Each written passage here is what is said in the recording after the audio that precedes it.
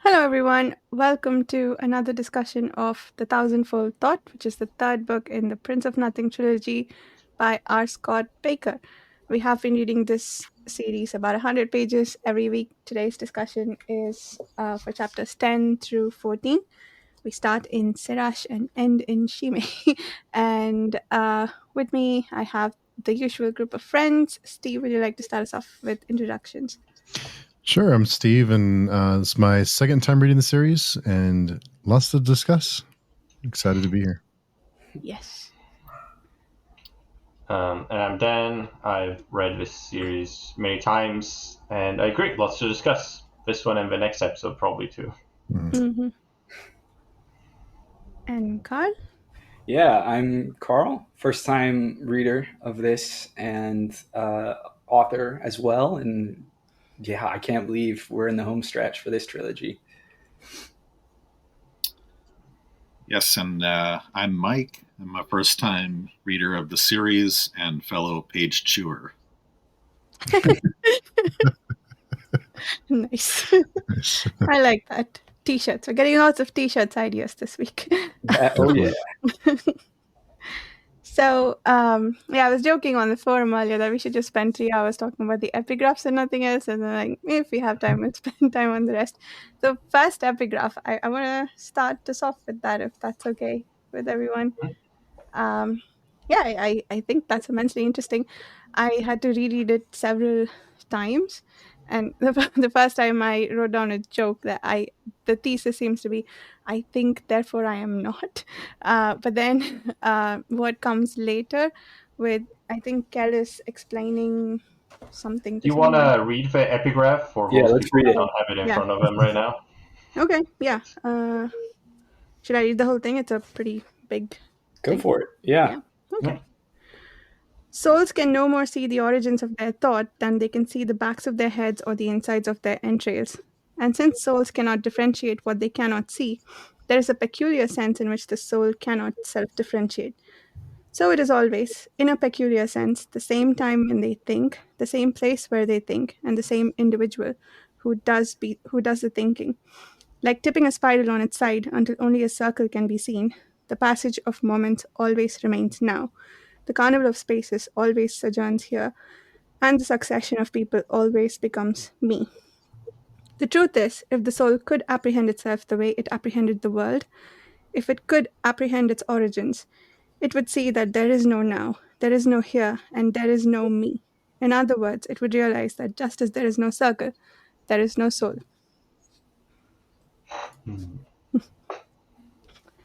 So, I think this is sort of the precursor to what Kellhus tells. Is it Akamian that all souls are all bodies are breaches into which the universal soul projects itself, and that there is one soul and nobody exists individually? That's sort of an illusion. My husband studies a lot of Buddhist philosophy, and this sounds a lot like the things he sometimes shares with me. So this was interesting. Do you believe what Kellhus is saying? I mean, so I don't like how he puts this knowledge to use, but so here's the thing. I've claimed several times to be an atheist, and I am, but like in the sense of like I hate organized religion and whatever comes with it. But I guess in terms of like understanding consciousness, like I'm very open to theories of reincarnation, to theories like from the Buddhist philosophy and so on, like simply because there's no proof to the contrary, and I don't think we understand it enough to say, nah, it's all in the brain. so yeah, I'm open. I don't actively believe it, but I'm open to the idea that this is true. Yeah, but in the book universe, In do the you book believe universe, Kellhus is saying something he knows? Is he just saying random philosophical thing to try to manipulate Kamian? I mean, it sort of tracks with the philosophy of the Dunian, doesn't it? So if Kellhus believes in the Dunian, Mm-hmm. believes the Dunian teachings or follows them to the letter, then I feel like it tracks. But Mm. also, I could be projecting what I know of the Buddhist philosophy in the real world onto them. What is it? I'm sorry. What is it that Kellhus says? Like, is it different than the epigraph? It's related but different. Yeah, it says something to the effect that souls, the bodies are breaches for the universal soul. Let me try and find it. Yeah, there's only one soul, like Yeah, God, and that manifests itself through all the different people, pretty much. But we're all part of the same God, the same entity, just sort of aspects, or like like you said, like breaches in So, is different this? places. Remind me of the context for this, because I'm hazy on this discussion. Is this him preaching as a prophet, or is this something he's like legitimately like trying to like impart as sort of a Dunyan value? Because that to me doesn't sound like a Dunyan thing. It's him talking to a Kamian to sort of, I guess, to make him sort of make him think that he's saved. I guess like they're all the same. He's not like damned, Oh, like it's in that being told, conversation. Yeah, yeah. right? right. It, Well, I mean, he's being manipulated, but we've also seen in the past that he does use the truth, just says it in slightly different yeah. ways, right? Just like when he says, "I need to go see my father," it's like, yeah, But you're also implying that your father is God. Okay, yeah. I think you mentioned the part that I did object to, that I don't necessarily believe that he believes that the universal soul is God. Like, I don't think that mm, he believes in a God, or that if he does believe in a God, like, I don't think that this is his version of the God. But again, like, it's hard Exactly. to tell with this series how much I'm projecting my own thoughts onto the characters, and maybe it's designed to be that way. But yeah, but the I, universal soul bit, maybe. well, I don't think you're projecting here at all. I mean, Kellhus, I feel like has explicitly told. I mean, maybe I'm misremembering. It's certainly possible, but uh, if Kellhus hasn't explicitly said he doesn't believe in a god, that certainly would be in line with the Dunyan philosophy, where they seem to be like ultra rationalists, and despite the fact that there is some kind of you could say mumbo jumbo. That's maybe a derogatory way to refer to some of how they. I only mean that in terms of like what they accomplish is so far beyond what is actually like humanly possible that that's all I mean by that.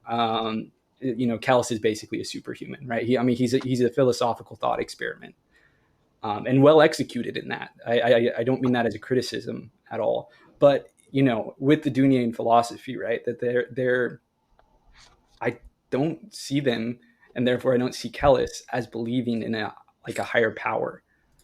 To me, Mm. they view. I mean, maybe I'm wrong. I don't know, but I get the sense that they. I mean, he didn't even believe magic was real before he entered the world, right? yeah, So I mean, I don't know. That's just my reading of it. But again, I may be misremembering something. And certainly, Kellis's point of view, his personal opinions have been obscured. Like it wasn't even clear that he actually was told to go kill Moingus until like fairly late. I feel like in the story, like I remember he told Nair that wasn't like we didn't get his thought mm, like, oh, I'm going to go kill him. So that was really mysterious for us for a long time. So his opinions on God, like who knows? yeah. But even Yeah. if it's just talking about the soul, there's still something which is falls within. I would say metaphysics, and from Mm. what we've heard, like his beliefs and everything about Dunier, I don't think we've heard anything about that their philosophy has anything on metaphysics, right? It's all Right. like psychology. It's all like internal. It could all be very like rational and like materialistic, I guess, and like you were saying. But there might be those aspects, but we've just never heard him think about those things like he believes in the Right. Dunyan philosophy. I feel like if he does believe in God, he doesn't necessarily believe that God is like Yeah. actively engaging with people. That like sort of the deist view of things. I feel like would map onto my understanding of how he views the world, based on our limited understanding of the Dunyan and their whole deal. But I don't know. And just to be clear, in case anyone doesn't know, the deist idea is that God exists, but God basically like created the universe and then pieced out, and like does not engage with humanity or with life in general. So I guess the other way, which for me doesn't track, that he actually believes in a god of the kind that the the men of the tusk worship, right? Like that's who he's saying. He's convincing Akami, and you're not damned because you are closer to God than the rest of them are. That's kind of what he's implying in that conversation. But also, like, if everybody is sort of a breach of the primary soul, what reason does that soul have to send like sun proxies and like give people punishments and stuff and like test their faith, whatever it is they believe? He is very much encouraging all of those beliefs. He's not telling them anything that's contrary to their religion, as far as we know. Except for the sorcerers are not damned anymore, but then he's still finding uh, reasoning from the philosophy of that religion, like from the base of the philosophy of the religion to do his convincing, like to even the subversions that he's doing. So I don't think, for that reason, I don't think he actually believes this or that. Maybe the universal soul, but and that I think um I I kind of think the big meditation sequence we saw, was it in the first book, is it concludes in a view of their metaphysics, does it not? Like how people think, like he sees how the soul moves and the things that move it, and this seems like an extension that you can only be in that state where nothing moves you if you realize that you're connected to said universal soul. Like it feels like a good extension of that philosophy. Don't know if he actually believes it though. Do we know who Memgoa is and what the celestial aphorisms, like what that is as a book? That's the epigraph, the first Mhm. epigraph. I looked it up. He's a Zeumi. Say it's not the right word. He's not a prophet. He's a Zeumi. Like a saint? Dang it! Philosopher? Who are the Zayuni again? That sounds familiar, but I can't remember. I think you said it, Dan. They're the African equivalent. Okay. Yeah. I think like Ethiopian sort of vaguely equivalent, or like African, yeah. The guy is far to the left. As in West, not communist. He's a sage and philosopher, known in the 3 C's for his celestial aphorisms. Okay. Because to me, what he's saying there, I mean, maybe I'm misreading it, but obviously it concludes with the idea that there isn't a soul, and it's basically saying the soul is an illusion, and that whatever creates the illusion of the soul is like what is actually there, right? That the soul is like the circle. It's how we like humans perceive their reality, but it's not actually what the reality is. That there's something comes before that, right? Like you could just say it's like, in the most literal sense, I guess, the brain, or the darkness that comes before. In a philosophical sense, I think there's a lot of ways to define it, but I would be really curious to hear the Dunyain talk about all of this stuff, because I'm sure they do have a very distinct.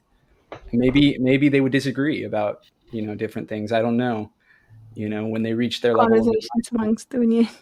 yeah. What do they do all day? Do they argue among themselves? Or do they just like torture people for experiments, for fun? Like what's their day to day? Maybe it's just meditation. Just meditating all day. Since we're kind of like monks, I guess. Yeah, right? the worst monks ever in the world. Cruel monks. The Logos has no beginning or no end. Yeah. That's what they say all day long. That's the other possibility, I guess, to your question, Dan, that we know that he's been studying the philosophies Akamian has been teaching, and he's like sort of acquiring them and drawing conclusions from them at a startling rate. So maybe Maybe he saw this and he's like, oh, how can I use it to manipulate a Kamian and the rest of the people? So that's possible too. So my reading on that section was I thought that's what I thought he was going to say that this is how we get to the thousandfold thought, which I'm still not totally clear on. But this sense of we are all one consciousness. We are all God. We are the same person. To me, was leading up to that. And then I thought that was interesting where he was saying this is why it's talking about, I guess, sight and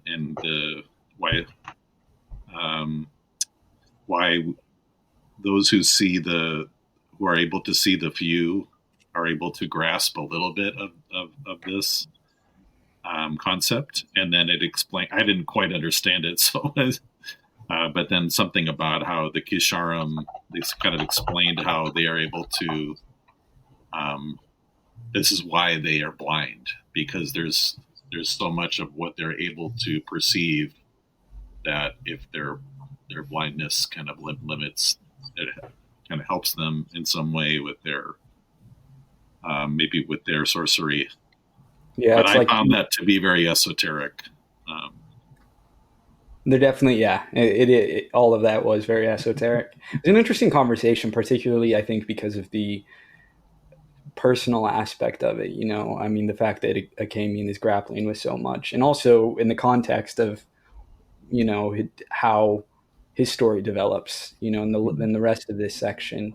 Yep. That he has been, and his relationship with Kellhus has been challenged, and Kellhus is not yet aware of that fact. Yeah.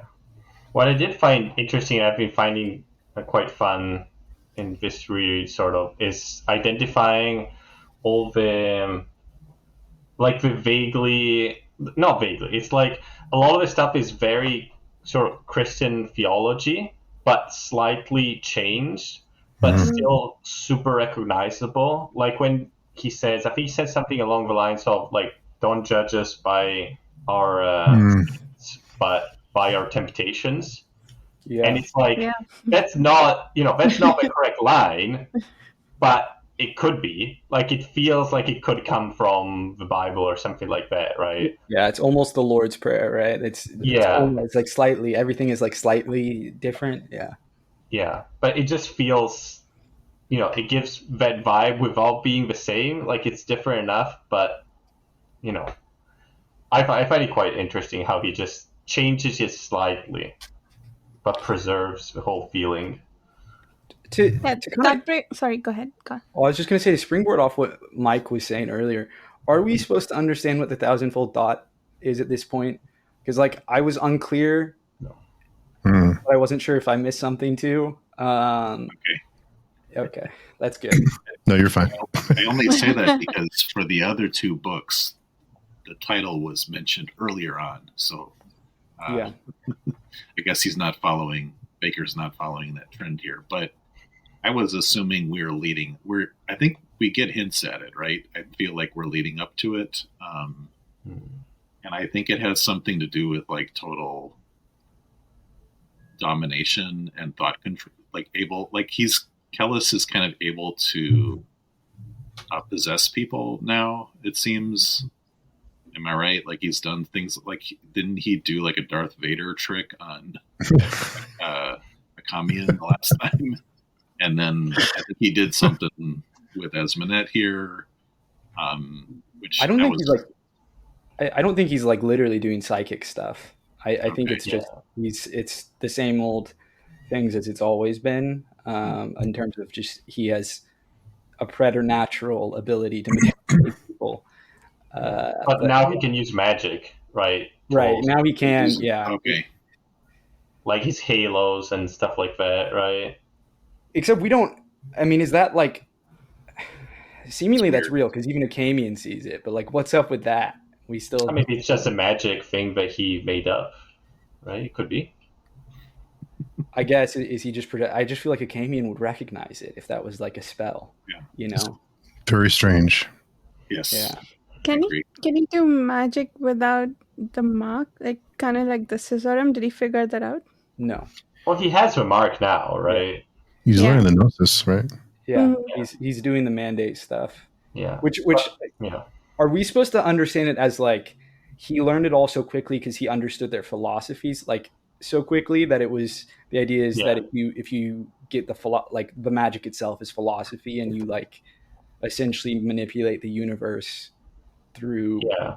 these like philosophies and their like spoken word, that sort of thing, which even explained that like the way they say it is just like I think in that conversation with Akamian, right, or one of the other ones where they talk about the idea that like it's not even really the words themselves, it's just like the like kind of the idea like that you're creating this power, Yeah.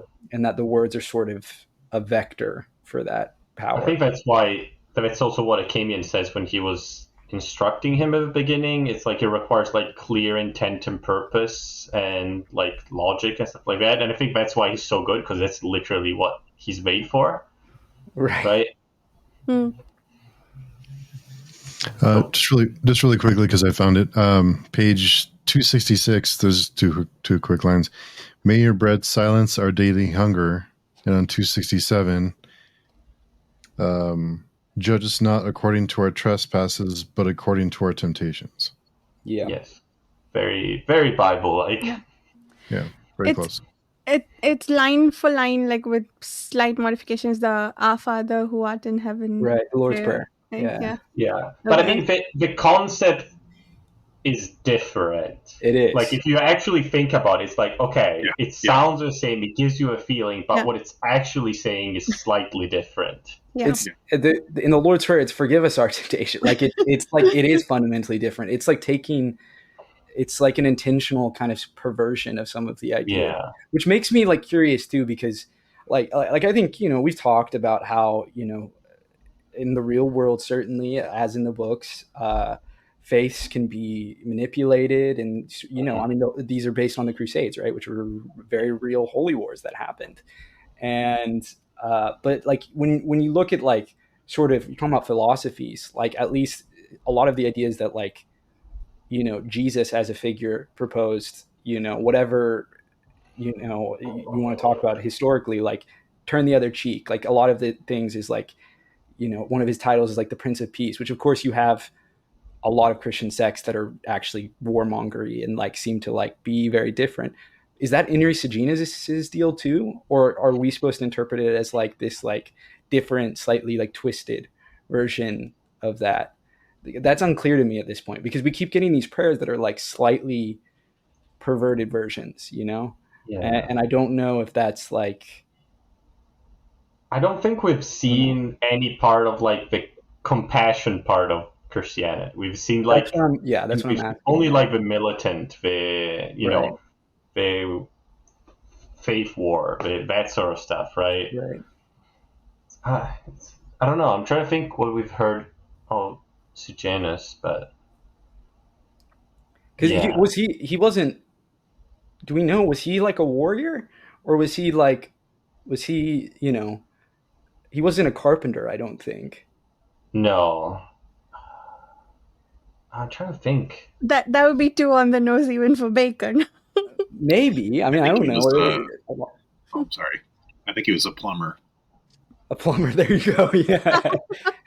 No, but like I think for the context, right, like a plumber or like something like that. Obviously, we're being facetious here, right? But I think there is something to the idea of like the idea is this common person, right? This person who is like a Yeah. nobody is the prophet, versus like a lot of the times it is like a prince or a king. Like talk about like Mm.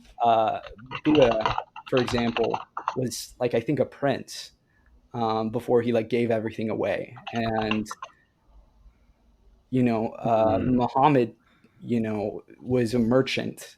I know first before, and then he became a warlord. Like, that context? I think like shapes things, right? So that's what I'm curious about. Inri Sajinas is like, what do we know about him? What is his background? I don't know if we know that. The glossary doesn't tell us much. It says he's the latter prophet and spiritual founder of the Thousand Temples, who claim to be the pure incarnation of absolute spirit. So that bit, maybe it's not Dunian philosophy, maybe it's just the Tusk philosophy. The very proportion of God, that's what the absolute spirit is. Sent to amend the teachings of the Tusk. After his death and supposed ascension to the nail of heaven, his disciples recounted his life and teachings in the tractate. Yeah, this is all stuff we already knew. I mean, except for the nail of heaven thing.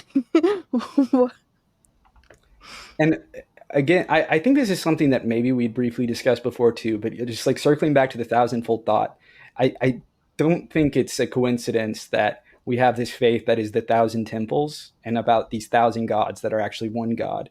And then you have this whatever philosophical idea that maybe is a real power, I don't know, that's called the thousandfold thought. Like it does seem like I'm with Mike that it seems like to be some sort of like my instinct, or it's not just instinct but kind of intuition, is that it is some kind of like control thing, that there's this idea that, I don't know, it's got to be something related to that, right? Like, and that their faith and like thousandfold, I don't know, I'm just speculating, theorizing, I guess. We're gonna find out next week. Yeah. Do you think that Moengus has taken over the Fanim faith, like, what's his name? Kellhus. Kellhus has taken over the Tusk, like that. Basically, he's their religious leader now, Moengus. Mike's nodding his head. I think so. I mean, he's had 30 years, right? Like, unless he's like way lamer than Kellhus. But that's the part that I'm really struggling with. So the wheat isn't it? I forget who's saying it, but I think we've heard it a few times now, where it's like he's had 30 years to. And can you imagine how powerful he's going to be? Well, these guys are getting their butts kicked, so like I'm totally like I'm very curious how this is going to all come to pass here in the last 100 pages, because either Moengus he's a Kisharim, or he's somebody we've already met. Like I'm you know what I mean? Like, right? Why and what side is he on? Kind of these are the kind of questions that are. I was frankly, I was a little bit disappointed. I thought we'd get a little bit more. I agree. No, I feel like I'm unfortunately, the metaphor that comes to mind is edged. Like we're like, we keep creeping up and it's just not quite getting there. Like we got Mathanet. What's going on with, he shows up. He's like, by the way, we have these skin spies that we know about. And he was like, oh, so you knew about the skin spies? What's going on with you? We only got like 2 pages of Mathanet. So I know. I felt so teased. I couldn't believe it. But I guess, these final 100 pages, lots going to happen. Did the scene with Mathanet, how do I ask this? Does it make you think, did it make you think that it's definitely not Moengus, or did it give you reason to think more? Well, I felt even more, because I was like, this is weird, right? Like, what he clearly, something's like, we're not just getting teased with him for no reason. But at the same time, it doesn't seem to make sense, because everyone seems to be convinced he's in Shime. Yeah. But I don't know. Maybe that's the author like playing with us, right? Maybe that's the bait and switch, is like you're told that the entire time. But at the same time, the way it's presented, Bakker has to know the readers are thinking, it's weird. This Mathanet guy, he came out of nowhere and he has all of these like abilities that seem to line up with Dunian stuff. I don't know. But do you think Kellhus would not realize if Moengus was Mathanet? He's pretty smart. He hasn't met him though. Like I don't know. Yeah, but I don't know. He seems to deduce a lot, even from not meeting people. I don't know what he thinks of Mathanet. Have we figured out what he thinks of Mathanet? Have we been given an opinion about Mathanet? I don't know. No. I mean, he did kind of only just now, it seems like, figure out that all the decisions that he thought he was making had been laid out for him by Moengus. That's the conclusion he comes to, right? So, sort of, right? Well, he says it's conditioned ground, right? Mm-hmm. He doesn't say that it's conditioned like against him or for him. Like, just says it's conditioned that like this is favorable to what his plans are, right? Or But we don't know what he's trying to do really. Like, why is he trying to bring the holy war to Shime? Because that's what the consult wants, right? So why is he doing what they want?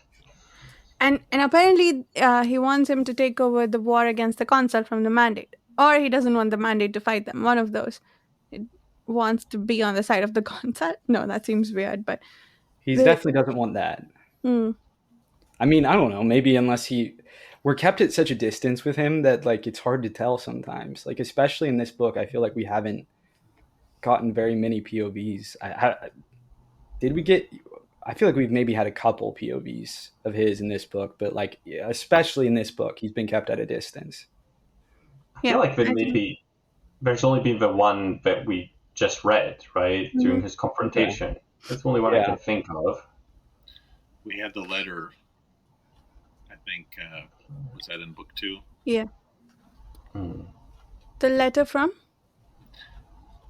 Oh, I thought there was a letter from him, but there was some. Mhm. Am I making? Wait, okay. who's the him we are talking about? Sorry, I'm Mathanet. very Oh, confused. Mathanet. Mathanet. Okay. Oh, come on, Mathanet now. Oh, okay. Yeah. Oh, I was Because thought mentioning it was- Kellhus. Yeah. Oh. Kellhus. Okay. Sorry. Okay. Mathanet were definitely kept at a distance. I mean, Yeah. we haven't had a We haven't single even had a POV of POV. his. Yeah. Yeah, we have that letter he wrote. So I don't know. It seems less to me like that he is mowing us right now. But it could also be bait and switch, because one, he's got a black beard apparently. Kellhus is blonde, but okay, maybe he dyed it, whatever, or the mother was blonde. Does it work like that? Is that the dominant gene? And then Yeah, right. How does it work? Yeah, I think he's I don't too know. young. I think they said he's young. That's the big thing, right? Is he's too young? Mhm. It seems like it seems like he's like I don't know how old actually. That's a little unclear, but it doesn't seem like he's as old as Moingus is. But he has the eyes, doesn't he? He has like bright blue eyes, which is one of the defining Norserai features. and he's wearing a korai, which, I mean, if Kellhus has concluded correctly, Moengus is a sorcerer now. Korai affect Caesarim too, right? No, No, No? yeah. They do. They do. oh, they affect do. it. They do. I'm affect pretty him. sure they do. So it's just that they can't see the mark because they Yes. have like a different philosophical something or another with the magic. Yeah. Okay. Unless I'm wrong, Steve, right? They do affect the Caesarim too, right? Yeah. Yeah, I think so. Okay. It's strongly hinted. But I think I it's feel like happened in a battle that they used. Maybe not. I'm trying to think. I mean, that would make sense because otherwise I feel like they would just be sweeping, you know? Because that's the whole, like, on a meta level, the core eye exists to, like, balance things, right? Otherwise, the sorcerers would be, like, unstoppable. So I feel like they must, right? They must also Yeah. counter They did use it in one of the battles in the Holy War against the Caesarim. Okay. Not the one in which the Padi Raja died. The one just before that. I think the one that Sawborn led, if I remember correctly. Okay. Was it that one? But there was one in which they sent them to the center and then they heard the Caesarim. I can't remember. But I seem to recall that did happen. Yeah. No, I think you're right. Yeah. Okay. Yeah. So yeah, Mathanet knows about the consult all along. What are we supposed to make of that? or at least for a while. I mean, I don't know. It's unclear to me how long he's known, but clearly it hasn't been like a super short period. Like it wasn't like he found the skin spies. Yeah. So that's Yeah, and so far Kellhus has been the only one who's able to identify them. So he must be some sort of he must have similar skills. So, no, he's definitely like he's Dunyan, or he like Yeah. has been trained by Moingus. You know, Yeah. I don't know. But yeah, Mayfair is also the one that called the Holy War, right? Yes. So Yes. why? Is he doing what the concept Exactly wants? why. I mean, Maybe he should. Go ahead. I'm increasingly convinced that this is all like Moingus's plan. I don't understand what Mm. the plan is, but it clearly seems like. I mean, if we think about again what Kellhus has done in like a year and the plans he's laid, you think of 30 plus years, and it's like, okay, clearly Moingus he's had a lot of time to come up with his grand strategy. Now, what that grand strategy is, I don't understand, but Just like we don't know what the Benny Gesserit want, we don't know what Moingus wants. right, exactly. It's all a True. mystery. Hmm. I mean, we have to find out, like one way or another. Even, I mean, I don't know. There's 4 more books, so maybe Mm. I don't know. Do we know what the consult wants? We've had a bit of a discussion with Kellhus, right? There was that confrontation where they said some things. They definitely have given us kind of their POV and like what their intentions are, which, as far as I remember, is like classic evil. Like we want to like ruin everything and maybe kill everyone. You know, it's like creating the void. I don't know. They're But just why do you releasing think? lovers, though. That's okay. Yeah. Do they just want to be reunited with their bodies? It seems that they're echoes of some distant body somewhere. Oh, before we get into that, sorry, the Mhm. implication, he said that the Maithanet tells, what's his name, Nazara, that the concept that he found was special because he has a soul and Yeah. the others apparently don't. And I think it was in this section also the conversation, I forget between whom, Kellhus and um, Esminet, I think, and maybe Akamian was there too, that these creatures don't feel very much. They don't have a lot of depth. They just have base reactions, but that is enough to fool most people into thinking that the humans are them. So they have this moment of sadness where they're like, "Oh, that's enough for most humans." So one, are they implying that sorcerers have souls and the others don't, or is the necessity of a soul, or I think so, because I think I also had trouble with that, but I think what I'm thinking is that to do sorcery is to be damned. So to be damned, you have to have a soul. So you can't do sorcery without having a soul because you have nothing to be damned, I guess. Because I don't know, if there was a way to do sorcery without soul, then maybe we would possibly create objects or something to do sorcery. I follow what you're saying. That's kind of circular logic, but like Yeah. within what we've been told, I think it also makes sense. My question is, how do they even know they have souls? I mean, I guess they do magic. Like, is that it? Is that a Yeah, I simple? think that's They I fundamentally assume that's what they're understand thinking.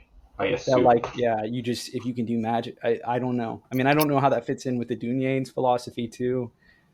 That is unclear to me at this point. yeah. Yeah, it's on 265. It says it's an accident and anomaly that thankfully the architects have been unable to recreate. Mm. A skin spy with the ability to work sorcery, the Shearer of 1,000 Temples said, grimacing with exertion, a skin spy with the soul. So that kind of confirms what I think what speculation is here, that because they have a soul, they are able to Do magic or be sorcery. work sorcery. Yeah, Yeah. but I guess we don't know if that's what they think or if that's true, right? Right. Because we really don't know what damnation is. I mean, Right. what does it mean? And Eric pointed out in the comments, and I thought it was a great point that that we also don't know what salvation means. It's true. That Yep. Yeah, there's a lot of talk about damnation, yeah. but not a lot of talk about what's the salvation of a soul? What are they trying to gain here, right? Mm. Is it paradise? Is it? I'm gonna want to throw this out here. This is something we talked about doing before. Could we do maybe a live stream or something talking about this trilogy, because I would love to engage too with whoever is listening. You know, if there are people, because clearly there are some comments, right? And I'm curious what other people, their Mm, input, their thoughts too. Yeah, it'd be yeah, cool. we could do that. Yeah, All I right, like that. random interjection. Back to sorcery and souls. Yes. Yeah. Which is, you know, what we should do Also, is yeah, we should also make a list of topics for that. Yes. Yeah. yeah, and you can also just collect like questions and thoughts from other people before, right, and have a long list. Absolutely. Mhm.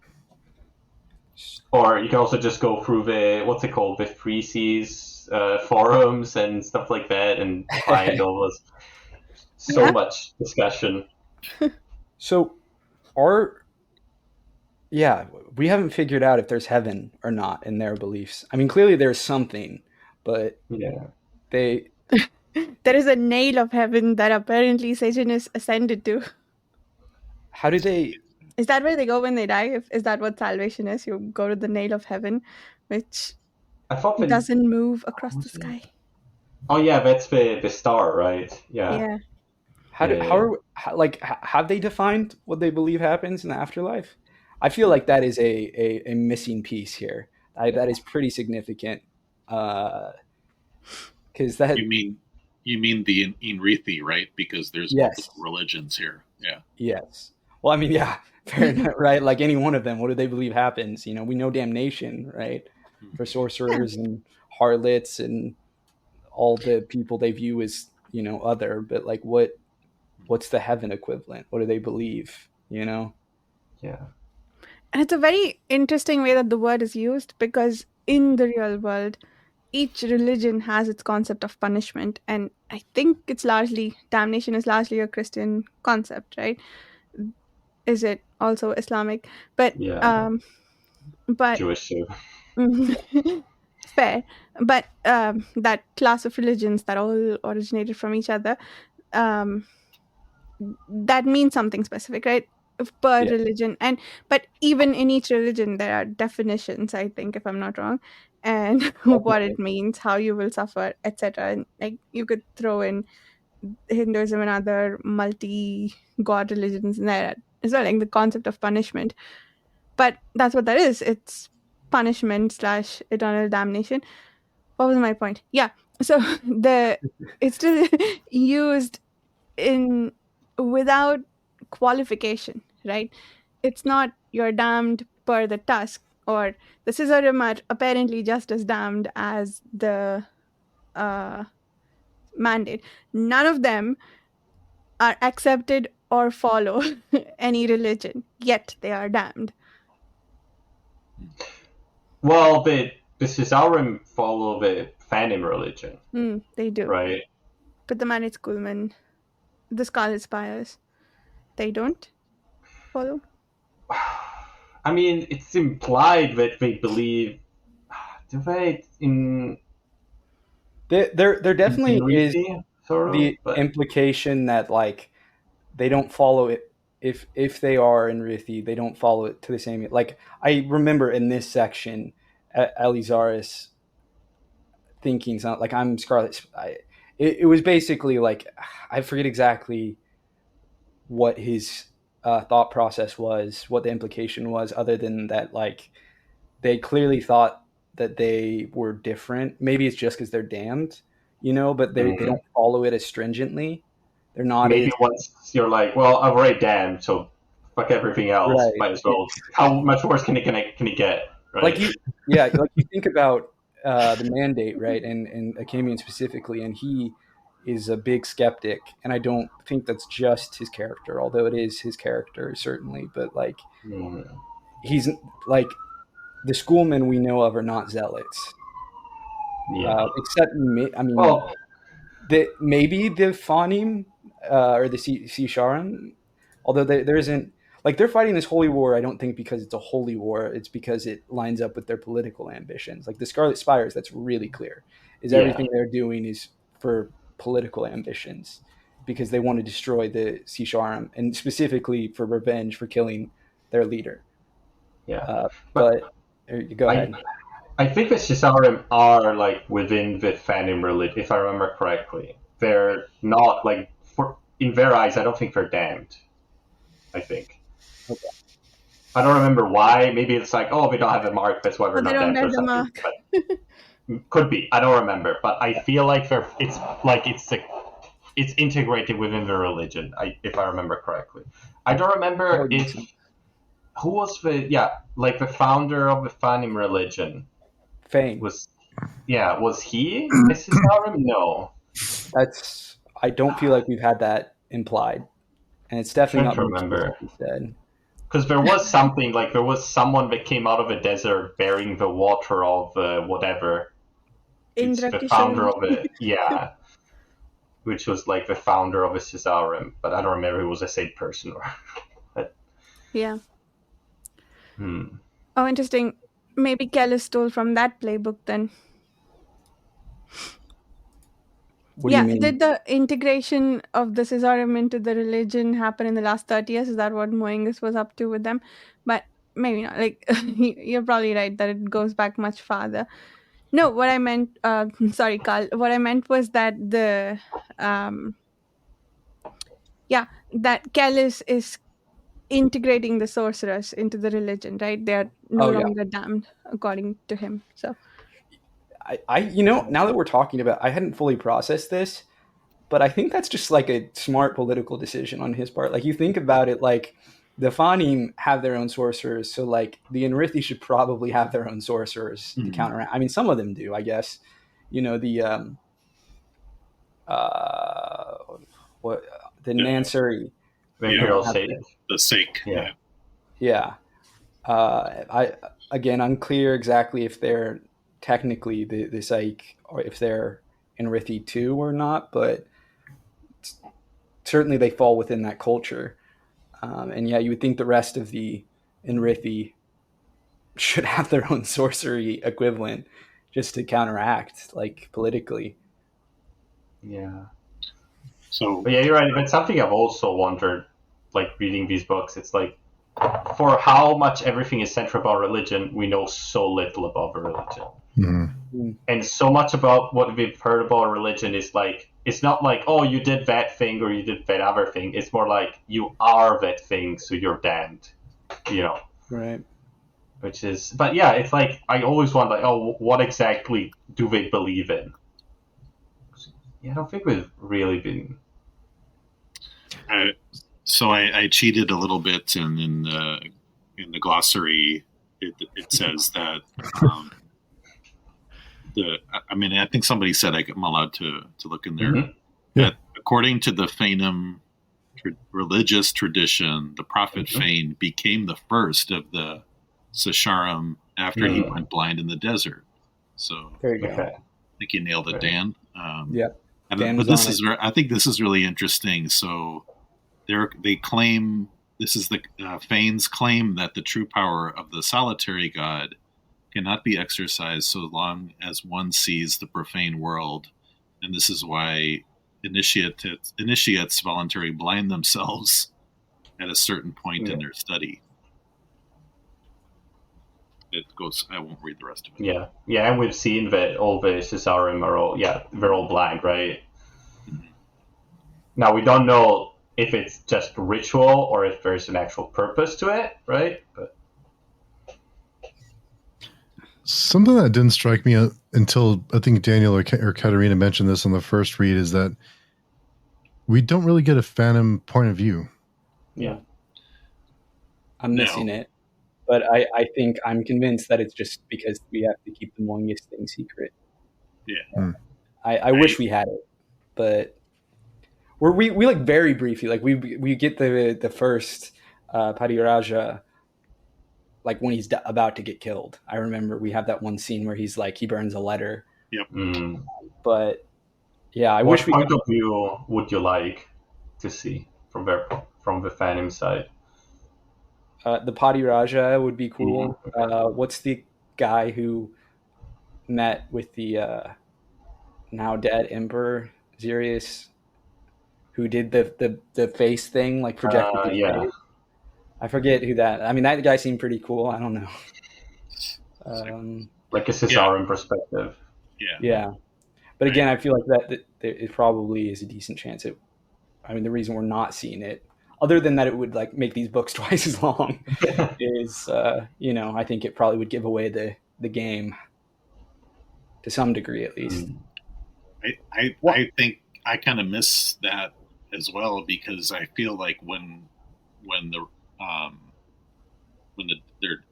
Bakker is describing what's happening to the Thanem or the Chianine, I don't care as much, or it just kind of feels kind of like blah. But I know it's awful what they're what's happening to them. They're getting slaughtered, right? But since we don't have the perspective, we don't really, you know what I mean? Like I feel like I also feel like it's missing, and so like there's a lot of, well, we talked about this before, but there's just a few passages where I'm just like I don't know enough about these people to understand like what you're describing here. So, but I don't want the books necessarily to be longer. However, they got shorter. This one is shorter, but most likely there is a big reveal coming to explain. That's one of the things we should start writing these down. We're going to have a big discussion. That's one of the things that maybe will come up. This is something I'm sure we will get an answer to, but something that occurred to me as we were talking about this. If Moingus is one of the Sisharim, he's got to be blind, right? So he can't be Maithanet unless he's not actually a part of their organization. I mean, because he does magic. We know he does it. So theoretically, he's got to be one of them, right? So, and we know he has his little cult within them. So he had to have blinded himself. Maybe he manipulated them and convinced them, like, "Oh, I'm the first Caesarean that doesn't need to blind himself," or something. Like, he's the next prophet or something. I mean, that's fair. I guess I forget. Have his cult members he sent? They've been blind too, haven't they? Yeah. I mean, I guess maybe they were there already. So I guess that doesn't mean anything. I don't know. What about I think this is one of the last chapters. There's like a blind beggar that meets Kellhus. He's like, "I'm going to tell you something, but it's going to be your doom." And then Kellhus like immediately murders him. Yeah. Well, that's definitely just one of the cult members, right? Like that's his dad sent him and was like. I was wondering. I don't know. Okay. I mean, I guess we haven't.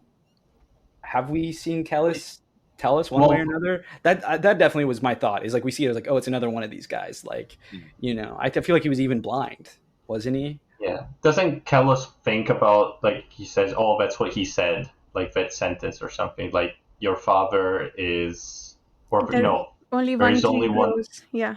Only one tree in the whole. Yeah. But we also are meant to think, like, because in the next chapter after that happens, they say something like, the consul says something like, "Oh, he's taken the bait," or something. So we're also meant to think that he's also part. I thought the bait was that. What was the bait? He took the skin spy, and so he took the skin spy into his home, and so they then went to free said skin spy, invaded Esmenet, tried to kill Akamin. I thought that was the bait, that they planted this thing that the Scarlet Spires got, and and the thing thinks to itself that it's meant to be a sacrifice. Oh yeah, because they need a body inside so that the Sintis can then fly in. Yeah, can we talk about that? Like what all happened? Because I'm gonna be honest. I like forgot about that whole thing with the consult where they like possess Esmenet. For a while, I just thought it was like a skin spy, but no, it was her possessed. What is that? What's going on there? That was crazy. How creepy was that? It's super creepy. Was it not a skin spy? I thought it was. Yeah, it was. The skin spy was the other one that went to Acamian. Yeah. But I think you're also meant, before that happens, to think that Esmenet was the skin spy, I don't know. It's that whole sequence is very disgusting, perverse. Yes. Let's say very.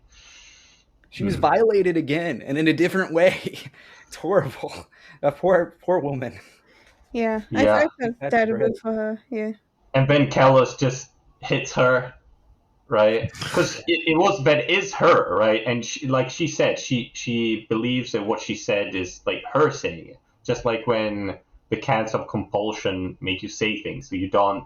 They literally make you. It's like you're saying it. Mm. Horrible. So, yeah. Speaking of the epigraph from the second chapter, Mm-hmm. I think, what do you guys make of this as the idea that volition itself is one of the movers of the soul? The fact that those compelled unerringly think themselves free shows that volition is one more thing moved in the soul and not the mover we take it to be. I mean, it makes sense, doesn't it? Yeah. But you're, Again, the illusion of free will, basically, is what yeah, it's talking about, right? isn't that what that's saying? That free will is an illusion? Is Yeah. that there was some study, I forget the details, I kind of wish I could look it up again, but there was some study that showed that neurons fire in the brain several time units before you actually move the hand.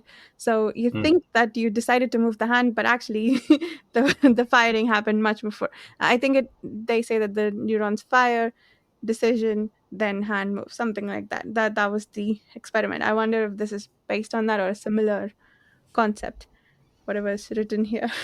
Which that also is like, that opens the philosophical door, right? It asks the question of like, well, how do you even define free will, right? Mm. Mm. We've talked before about like the question of time. I think it was in this on one of the earlier books, and like, whether like it's deterministic or not, and the future's already set. Yeah, it was, because Kellhus was wondering about that, right? And the Mm. question of free will. And like, even if the Prophecy. future is set, like, are you making the decision? Like, how do you define choice? Mm-hmm. Like, if it's even if it's an illusion, like if it's sufficiently real, I don't know. I mean, it's Yeah. just something to think about, I guess. I mean, There's that's no a real answer. question in like a real world theology, That's, right? that's what I mean. Yeah, yeah. Right. It's like Like even God beyond. is supposed to see everything in the future, so how can there be free will if he already knows what's going to happen, right? Right. It's Yeah. not an easy answer, I think.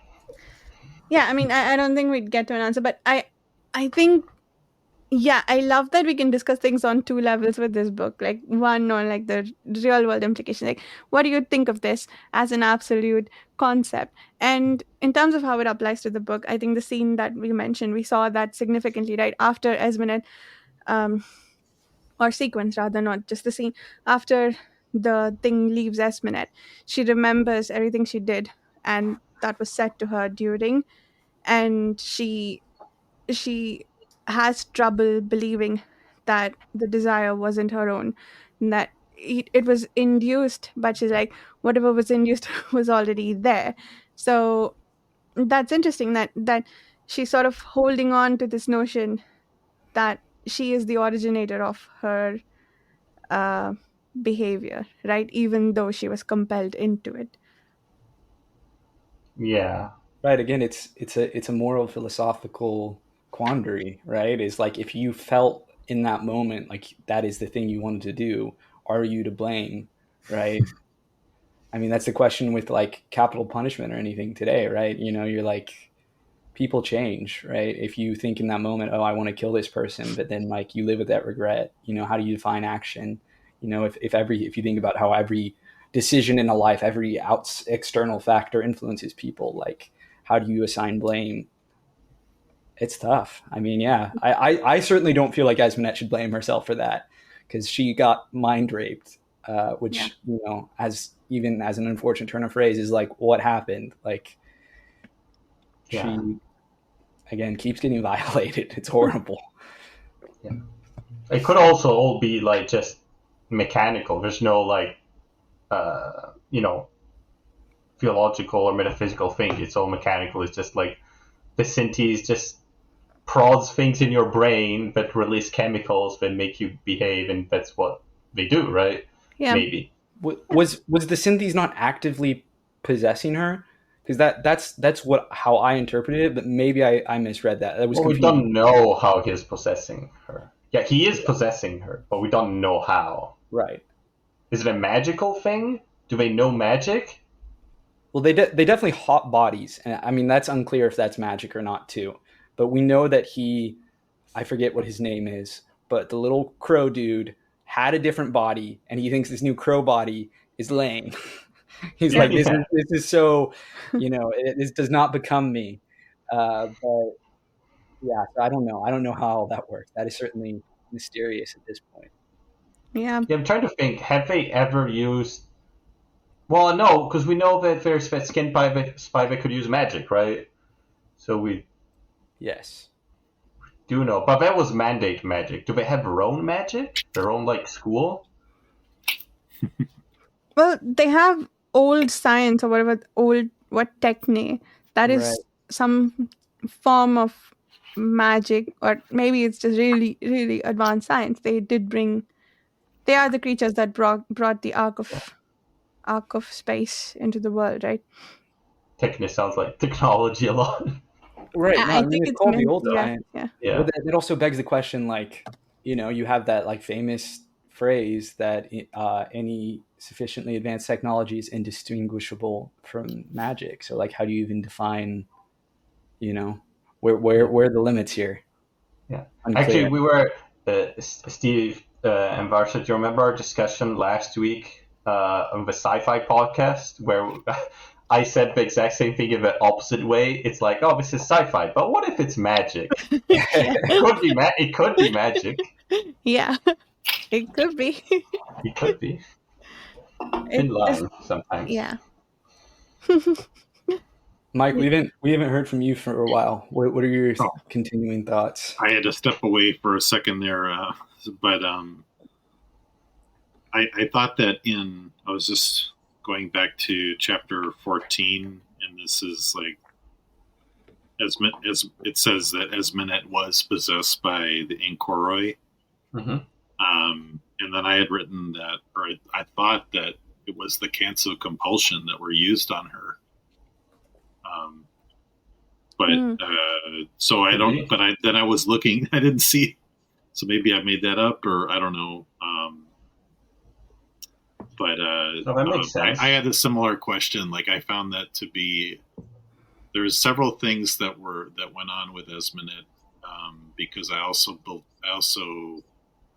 also learned that Kellhus used her again, and for a while there I was thinking, oh, he was the one that possessed her or something. So I admit to being a little confused maybe, but that at the beginning of chapter 14 clarified it for me. But there was clearly Kellhus kind of threw her under the bus, for lack of a better term. But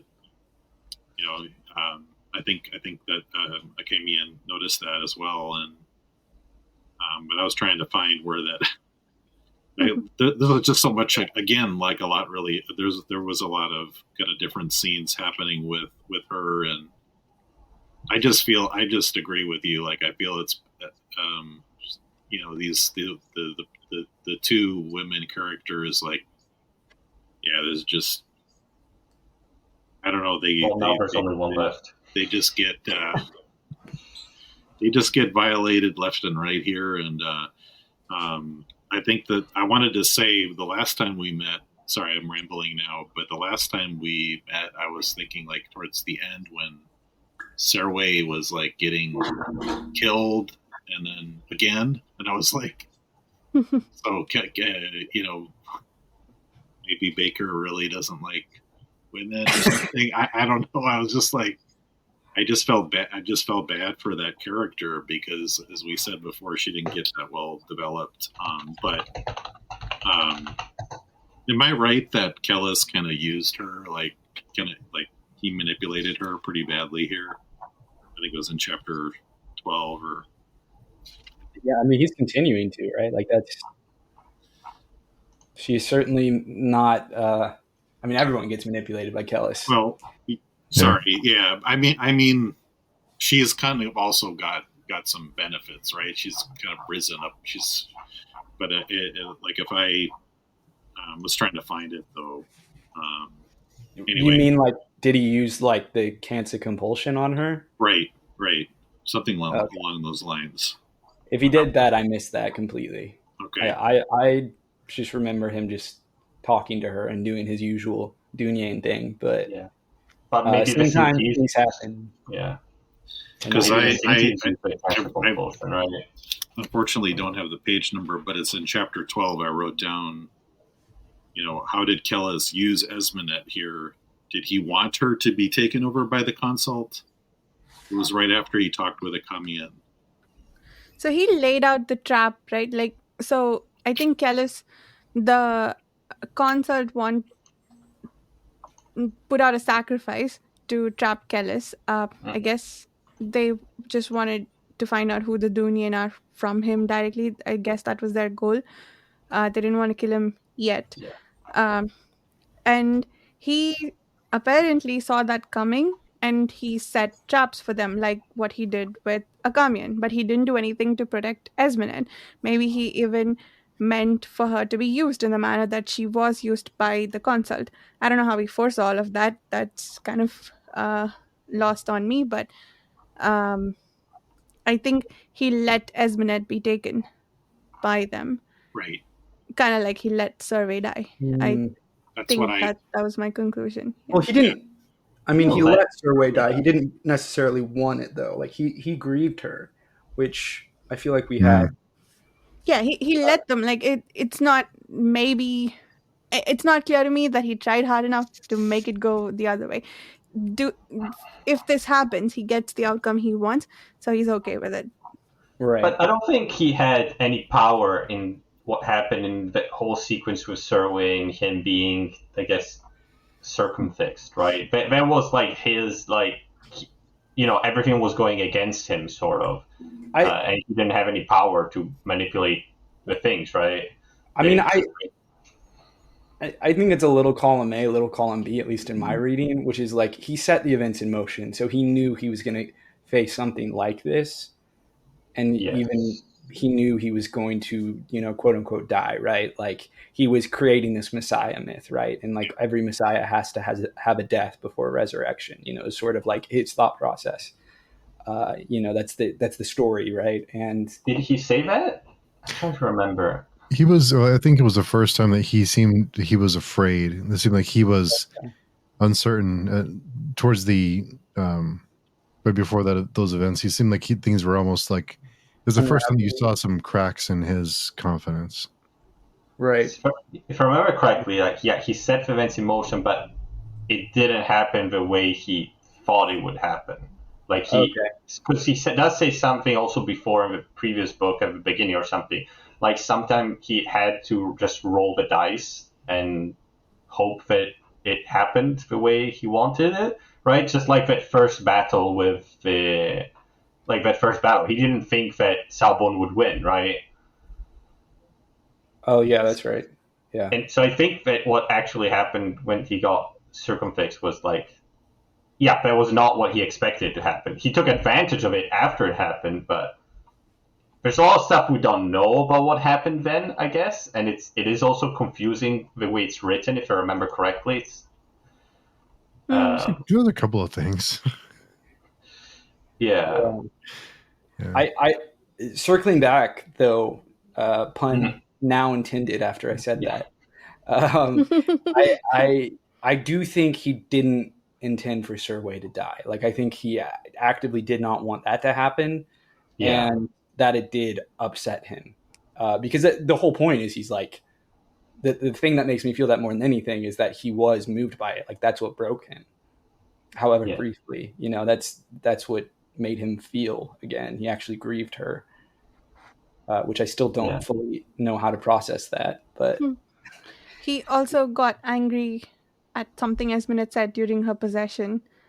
Was it at the thought of losing her, or there was some emotion there somewhere? You're right. Yeah. I didn't remember exactly what it was, but I hate to say it, but I don't even believe that he actually cared, but because of all the conditioning that they've done to these that they've had in the as growing up in the Dunian world. And sometimes we get glimpses as who he really is, but there's a lot of time spent with him seeming like this real prophet and loving people and all of that. But I don't think they are capable of love. I think. Sorry, go ahead. I was just going to say, I mean, when we're in his POV personally, it scared him that he felt things. I mean, I think it's an interesting philosophical question is like, how do you, even define love, and like, is he capable of love? Like, I don't know. I don't think he thinks he's capable, for sure. Right. But he legitimately grieved her. Like he was upset when she died. Mm-hmm. And the fact that he was upset shocked him. And if anything, probably upset him just as much, if not more, than her death, because it meant that he succumbed. Right? He was an animal like other people. But I certainly don't think that suddenly redeems him. He still is manipulating these people, these women. Yeah. He treats them terribly. Yeah. Although, but I don't think he knew that he would possess Esmond. I think he just knew that something was going to happen, just like he knew they were going to try to kill Akemian, but he didn't know how that would happen. Otherwise, right. Yeah, I don't think, because then he also gets, like, during his confrontation, he also gets, like, charmed, I guess, right? He's not, like, we see that he's doing things against his own will, because then he's like, oh, I see that he's trying to do some magic on me or something, because he puts on his wards, and then it doesn't work anymore. But I don't think that was his plan, right? The lust stuff works on him. Like, he started having physical reactions that were out of his control. How does that work? We don't know. We do not know. All we know is these console people can make people really horny. Yeah. That's all that is clear. Yeah, that's their thing. It's horny magic. Yeah. I didn't think of it until you brought it up, Dan, but he put up wards that you have to know what you're warding against to do that. How? Do you? Do you? I don't know that you. I think it's just like you're just like no more magic. I mean, I guess you're right. And like, I mean, I don't know how wards work. I guess. Yeah, that's the thing. I mean, can you just say like what? You have to know how you're being influenced to say stop influencing me this way, right? Like, at least that's what logic says. But I mean, maybe it's as simple as like no more magic, like it's just a ward against magic, because it's clearly not a natural thing, right? Like whatever or I don't know, maybe it's a pheromone thing. But is it magic though? Is it right? Is it the same? Yeah. Right? Yeah. Is it? Well, it got blocked by the wards after, right? Yeah. He did say that, right? It has to. It did get blocked by wards. So yeah. Did he just try a generic ward and it worked? And there's no way. No way, right? Like it has to be a magical thing. But maybe you can do wards against physical things, like you do a ward against a rock coming towards you, maybe. Right. So maybe you just did a ward against, I don't know, air or something. I don't know how that works. Like some like literal physical barrier. He's like cutting. Yeah, I guess that's possible. I'm trying to remember if we've seen other wards being used, how they've been used. Because I think we've only seen used against magic, right? Yes, exactly. Akemian used some wards, but it was in like a sorceress. Yeah. All the Mandate schoolmen had wards when Maithanet came down. That's except for Nothra, apparently. I don't know why he didn't have any. Or did he not? One of them didn't. I'm forgetting if it was Nothra or the dude who turned out to be a consult. I think it was the head guy. Yeah. Okay. Yeah. Yeah. Could I ask about something else? What did you all think about the scene where Zynemus dies? I thought that was I thought that was sad. It was sad, and to say the least. It touched me, I should say. I thought that kind of the part where he described how the lice jumped off of him and onto Mm. Kamian was actually Mm. beautiful in a way. I think people probably could be grossed out about it, and then like some of his passing words where you try too hard at Benjuka. Mm. And I think that broke something in him, because then shortly thereafter, the Kamians kind of starts to really doubt Kellhus, and I thought he was like awakened. And that's when he starts saying, "What are you?" You know. So that scene to me was really pivotal. Absolutely. Mm. Yeah, that was really interesting, that it was this profound grief that allowed Akamian to see through Kellhus. That it's almost like, I didn't think about this until just now, but like kind of sort of the flip side, or similar to the way I feel like that Kellhus identifies the skin spies, is he sees, oh, they're not quite human, right? They're not quite expressing correctly. And to me, the way I read that scene with Akamian and Kellhus is like he's grieving very openly, and Kellhus is pulling his Kellhus bullshit, and Akamian finally like sees like, oh, you're not really feeling things. Mhm. You're false. You are bullshitting me. And it's interesting that he like finally, it's like it's this profound emotional thing that like lets him kind of notice what's off. Mhm. Yeah. That's where the flip side of Kellhus is like very like coldly rational. Oh, I noticed the muscle twitches are like not quite right on the skin spies, which again is like I that hadn't fully registered for me either, but it's an interesting parallel, right? Mhm.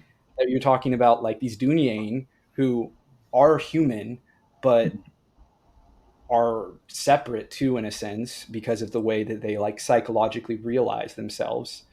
And so the way that they act is like, they're hyper controlled, like the skin spies. Yeah. So that they function in this very coldly rational, like they're faking emotions in the same way the skin spies fake emotions. So That's probably true. Dunyain would be able to identify another Dunyain just like they can identify the skin spies. Wow, I got to give Bakker credit. I suddenly have lots of thoughts now. There are lots to think about. Interesting Yeah. parallels. I mean, he the other thing that I thought was interesting is he doesn't Akamian doesn't attack Kellhus for Esminet. He says, "Why didn't you heal him?" Mm. I think we talked about that like in book 1, where we were like, so he doesn't heal any, or he doesn't have the ability, or nobody seems to have the ability to heal people. But that's what I think Sejanus was able to do. Right. If I remember reading that maybe somewhere, but so that's like that's. I found that interesting because I was expecting him to be more. I think the death of his friend really affected him. Like I said.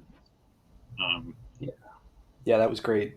That was really well done. And Zinema's whole arc is profoundly tragic. Like his whole story. Like he's a pretty good guy from when we beginning. He goes to help his friend, right?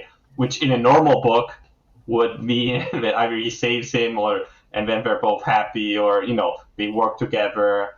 But it's not like this useless sacrifice which then destroys him, makes him angry at the person he tried to save, delusional, right? That whole scene where he's asking for that he gets like the eyes of the guy that tortured him, right? And he blames Akamian. It's so like seeing someone from that high to that low, right? And he did nothing wrong. He did all the right things, right? That a decent person would be. He's one of the more decent people we've seen, right? Mm-hmm. What's interesting too is it all felt very like tragically pointless until like it is this that lets Akamian finally see through Kellhus, right? It's like it's the losses in it. It's like these like dominoes fell, and finally, because Zinimus got screwed so badly, that like he finally sees through the bullshit, and then Like, I don't know. Do you think he would have believed Nayer's story if he hadn't just seen that Kellhus wasn't everything he thought he was? I mean, he does doubt. So, Yeah, he given doesn't reason to know. doubt, as in not, um, he taught Proyas about this like concept of doubt, Right. and you have to I, that basically not taking things at face value. So I feel like if he had reason to, it would have, if not immediately, I think he would have seen evidence in this favor if he had. Um, Yeah. But it is interesting what you said, Carl, that this leads to Akamian being able to see. Maybe like for a second and have doubt on about Kellhus, but it's like it's not like you would see normally. It's not like a willing sacrifice of someone that helps the protagonist to be able to overcome some problem or achieve what they need to achieve. It's like a sort of like a parasitic. It's like it's taking advantage of something that happened, right, to someone else. It's not like a willing thing. Right. I mm, mean, I guess, yeah. I, it's not completely bleak, I guess, is what I like. There is, I feel like, an element which hadn't fully clicked for me, and maybe maybe this is even a misreading of it. I don't know, but like, again, the fact that like everything was pointless for him, like, is just like pointlessly trying Mm-hmm. to save a Camion and then ending up blind, and like everything is horrible, and then he's just bitter and almost crazy, and he's an alcoholic, and he dies. And but it is in that death and then in the pain that results that Akamian finally has this moment that he needs to have. That is a good Yes. thing, which is Yes. seen through Kellhus, right? And I guess, yeah, what I was saying is like I don't know if he would have necessarily so quickly or so fully believed Nayer's story if he hadn't seen that, oh, Kellhus is not everything I thought he was before. Like he hated Kellhus, but Mm-hmm. also was like, but Kellhus is the guy, the capital G guy. And now mm. he's like, oh, maybe it's, maybe he's not all of that. And then suddenly Nair shows up, of course, at the perfect time because this is the story, and tells him the truth. He shows up with his motley crew of Saraway as a consult, and the other dude. Who's the other guy? Yeah. Uh, I don't know, but boy, he really went off the deep end. But and yet I'm pulling for him in some weird way. So I know. like It's right. it's really interesting. Like Yeah, he's in league with the consult now, right? Like yet he's doing things that we kind of want him to do, or at least in my absolutely. Yeah. case. No, I'm, It's so I'm the same bizarre. boat. I thought too. I was like, he's with like the worst people, like somehow even worse than Kellhus, but also at the same time, I want them to like tear Kellhus down a peg. Like this is Yeah, a good Yeah. thing, you he's got know. his new BFFs. Yeah. We also find out that what Kellhus wants from Esmeralda is lots of Dunian sons or children, maybe just children. I don't True. remember if he said sons or children, but that Or is like, it? He does cast some doubt on it. It's like, yeah, I want her for that, or mm, do I? Sort of, right? yeah, yeah. It's it, I it, mean, when yeah. I mean, do you think that's why? Do you think he's rationalizing, or do you think he started with that reason and now he's doubting it? Like, which do you think it is? Yeah. I don't know. I I, know. I I do think I'm increasingly, because of the Surway stuff. I think he is attached to her.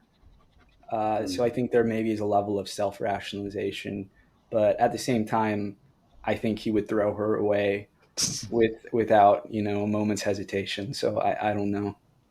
Yeah. I, I, Interesting. I hate that what happened to Espinette at the end of that. She's not angry at him, she's angry at herself. It's, I mean, I hate that for her character. I don't mean storytelling wise, but yeah.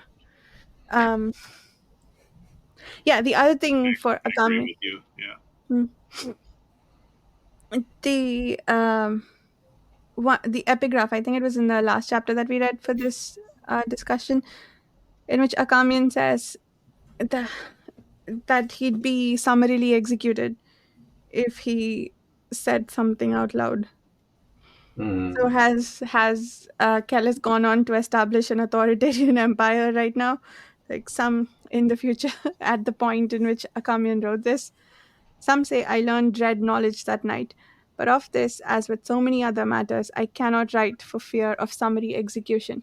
Yeah.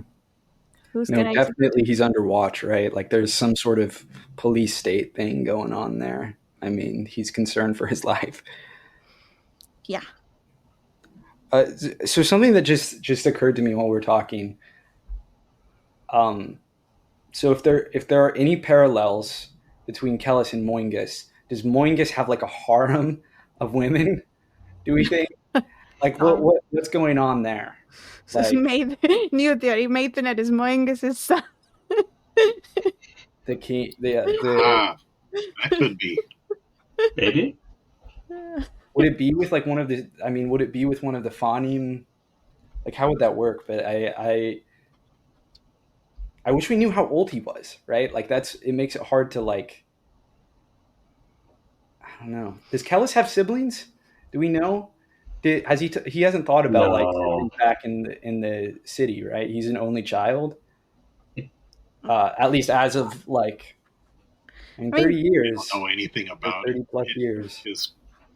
his upbringing. You know, I would assume he might, because if he's descended of this important lineage, Right. it's pretty risky to just have one. Well, maybe he did have other ones, but they were not up to the Dunier level.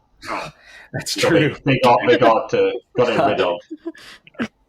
Probably. Yeah, the Dunyan don't care if you're an Onasuring board. that is, I mean, seemingly they have no care about your bloodline.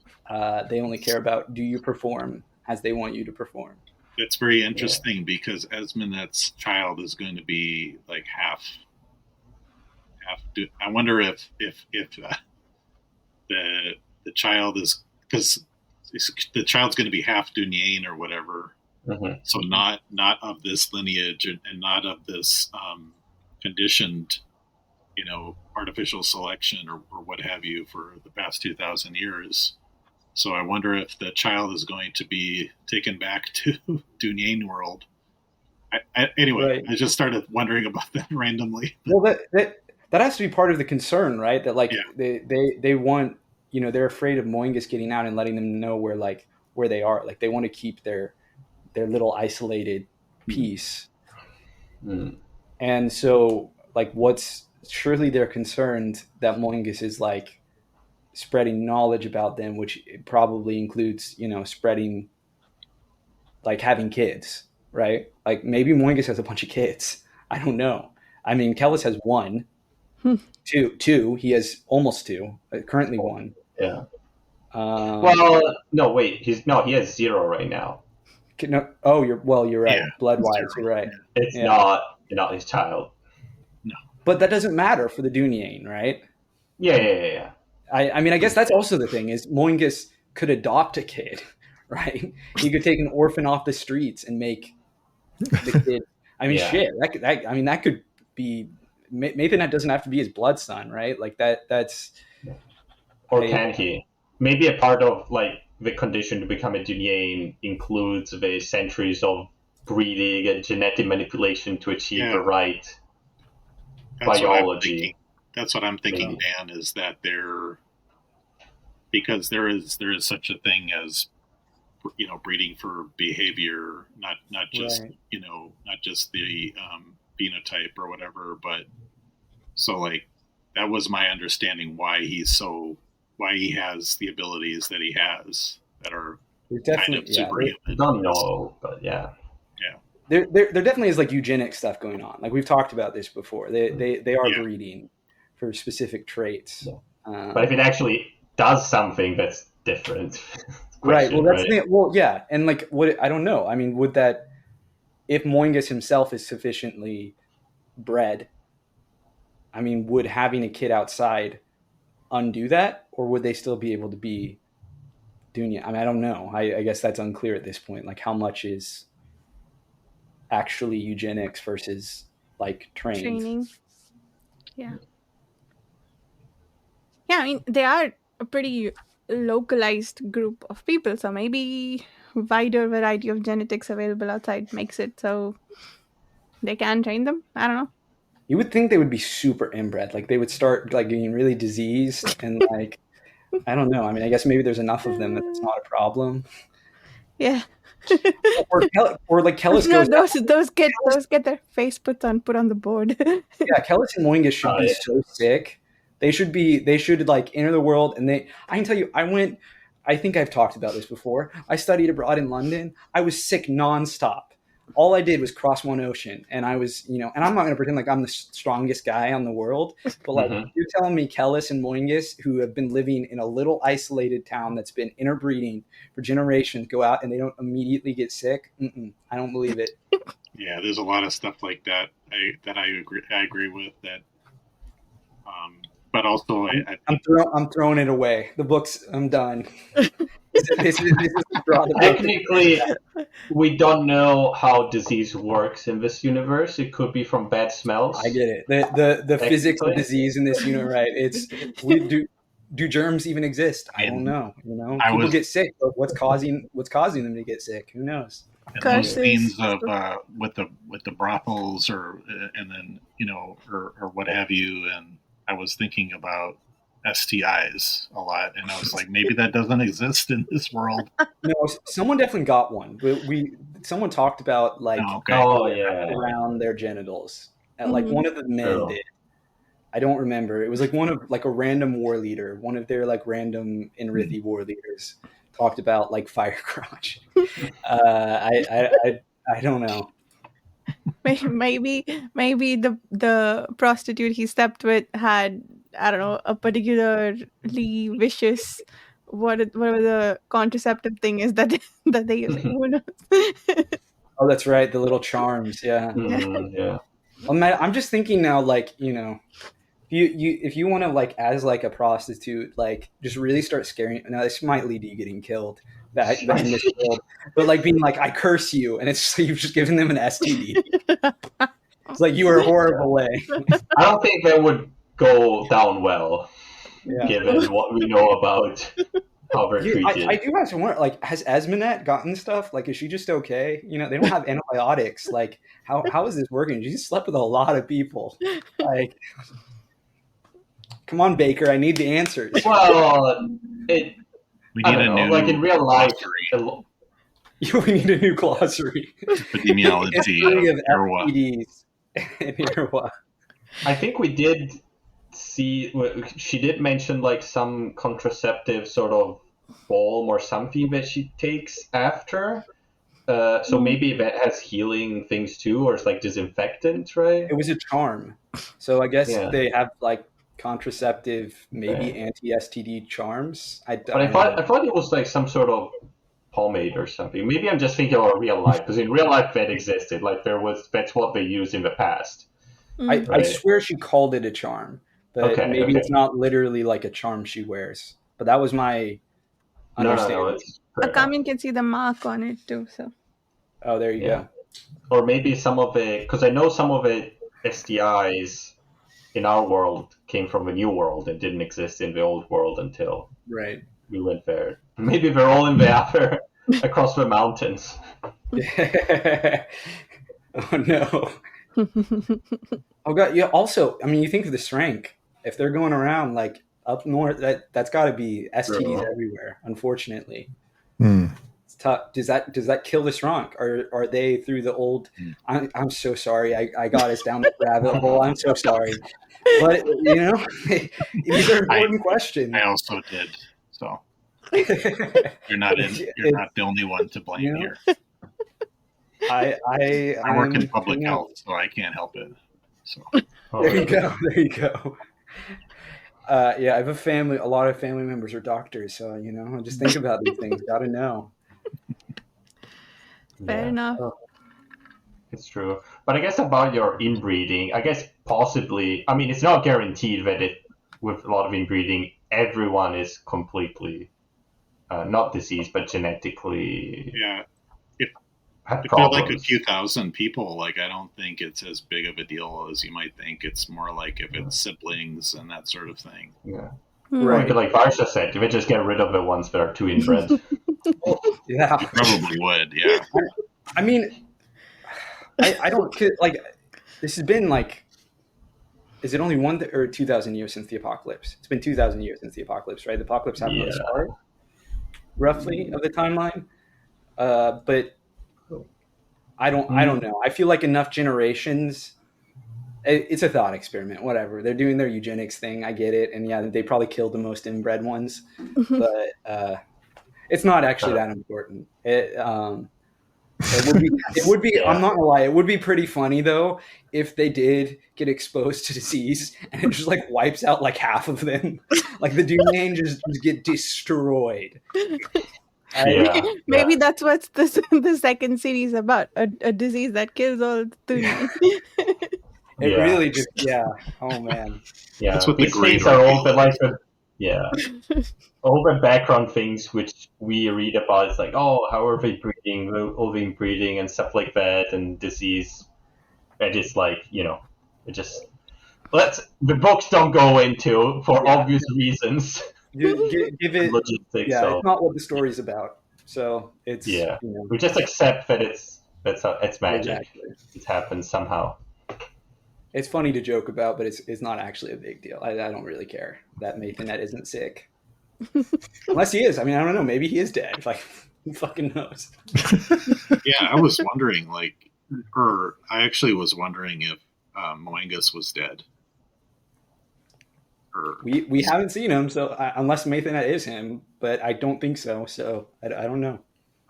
What else? What other big questions do we think need to be wrapped up in these last 100 pages? I don't think. I think, Steve, you had hinted previously that not everything gets wrapped up nicely, but I know Heron Spear.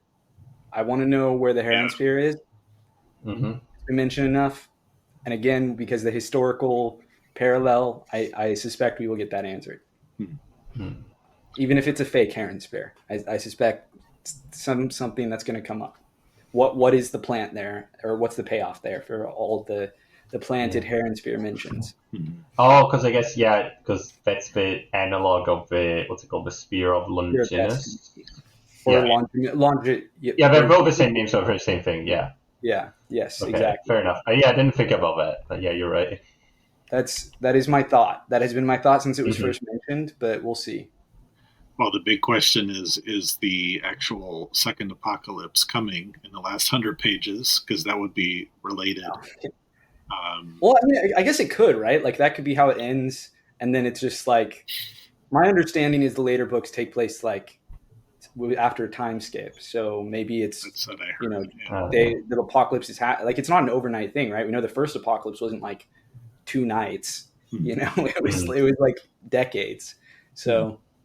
I don't know. I mean, that's an interesting thought. I just assumed the apocalypse wouldn't happen in this trilogy, but you're right. It could start. Yeah.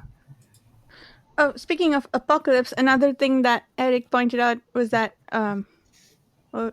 maybe I'll just pull up his comment, but apocalypse, the meaning has come now to mean the end of the world, but I guess the original meaning was revelation. Did we talk about that before? So it could just be the second revelation. Not the second end of the world. Interesting. Interesting idea. True. I don't know what they realized. What was the revelation the first time? So I wouldn't even know how to speculate for that. The consult existed. Yeah. The new God exists. Such revelation. It's described in the book of Revelation. In the Bible. Yeah, I don't know. Is that like an etymology thing? Like that's what it? Yeah, I don't know. Apocalypse etymology. The thing about it is, Go ahead. Oh, sorry. Go ahead. No, please. Oh no, the thing about it is, to me, if you look at what I understood is that it was an apocalypse for the people of the North. the North Sarai people. Yeah. But everybody else was kind of okay. So it seemed pretty localized. So yeah, it looks like the word comes from Greek. Yeah, it has its etymology. Well, it looks like it's like, it's been in a lot of different languages now. It's spread, but the original word was Greek, meaning to uncover or to reveal, like that, the etymological root. I'm not even going to try to pronounce it. That's just what Google tells me, so I don't know. Maybe Google's wrong, but it does seem like there's something there. Yeah. No, but yeah, because it's in the New Testament, because it's the revelation of the final form of, like Jesus coming to Earth and revealing itself to everyone and realizing the world of, heaven on earth, pretty much, and all those things. It's like heaven beyond Earth. Like the Earth ends. Yeah. The Earth ends. Everyone gets resurrected in their own real bodies. A bunch of other shit happens. A lot of stuff happens. Dragon. Yeah. Yeah. So, the dragons better come back. I want more dragons. Yeah. And talking about the apocalypse, Kellhus says that he hears the no god, right? Yes. Yeah, that was crazy. Yeah. What does it mean? Is he lying? Is he telling the truth? You never know with that man. Why would he? What's the benefit of saying that lie? Why did he say it? No, he experienced, like, we were with him when he experienced it. He, when was it? Was it at the end of book 2, or was it in this book where he heard the voice? He saw an image. He saw the no god, or he saw someone like meditating, and then he heard the no god's voice. Was it during the circumcision? I think it was. I think that it was during that. Yeah. No, did he say that it was the no god before, or did he just say it now, or he thinks it is, or whatever? I don't remember. We only saw that vision he had, right? That brief vision. What he's claiming right now, was it to the consult, is that he dreams about him on a regular basis, and he tells him what he wants, or like it was outrageous what he claimed, that basically he communicates with the no god on a regular basis. Like that's what it sounded like.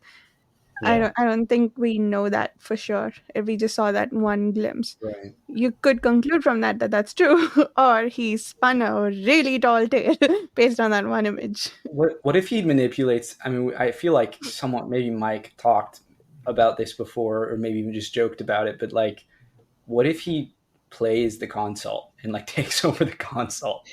What if that's Mungus's plan, is to like woo the consult and then take them over? I mean, I don't know to what ends. Maybe just to stop the apocalypse. But I'm just spitballing here. I mean, because if they think he is their Messiah, I mean, can you imagine? Like, what if the thousandfold thought is the voice of the no god or something? Shit! It's just random. No. That's actually a really great idea, or like relating to that, right? Because it wasn't like the way that it describes the no god talks is like 1,000 voices, right? Talking through the strong. So that's an interesting idea. Is if it's like something related to like a connection with the no god, or what the no god is. I don't know. I think there's just so much that could potentially happen at the end here. Are we like, is this bad? Like, you guys do a lot more of these discussions, but I'm just thinking about like the next time we meet, and I wonder how we literally have 100 pages, like exactly, at least in my paperback copy, it's like exactly 100 pages. This is great. How much still has to happen?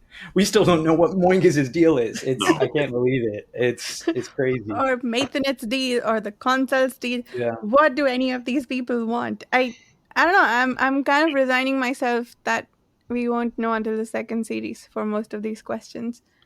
Mathanet and Moingus, we have to. I feel like that was like the promise early on. The consult, I think, will remain mysterious, but Mathanet and Moingus, I think, will get their deal. Yeah.